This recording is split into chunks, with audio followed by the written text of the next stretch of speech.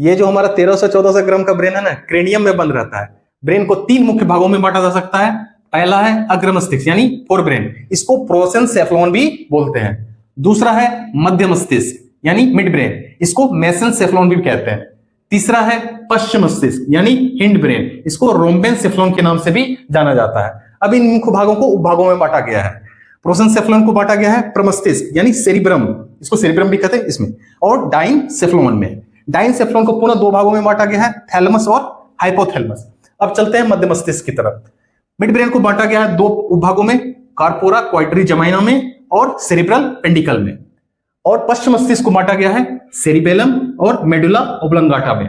तो ये रहा आपके सामने ब्रेन का मुख्य भाग और उपभाग। अब चलते हैं असली मुद्दे की तरफ। एग्जाम में आपसे पूछा जाएगा इसके कार्य, जैसे कि आपसे पूछ लिया जाएगा कि शरीर संतुलन का केंद्र कौन सा भाग है या बुद्धि का केंद्र कौन सा भाग है। यही है एग्जाम में पूछा जाने वाला प्रश्न। बुद्धि, ज्ञान, स्मृति यानी याददाश्त, इन सब का केंद्र कौन है? तो सेरिब्रम। दर्द, ठंडा, गर्म की पहचान ये किससे होता है? तो थैलेमस से।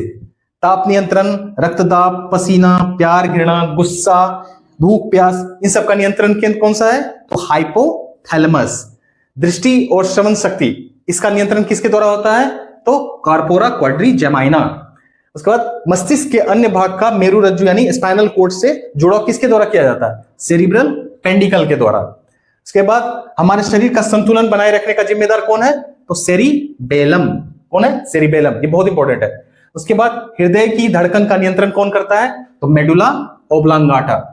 मतलब ये सारे इसके जो भाग हैं इन सब के लिए जिम्मेदार है। इन सबको याद रखेगा, एग्जाम में काम आना ही आना है।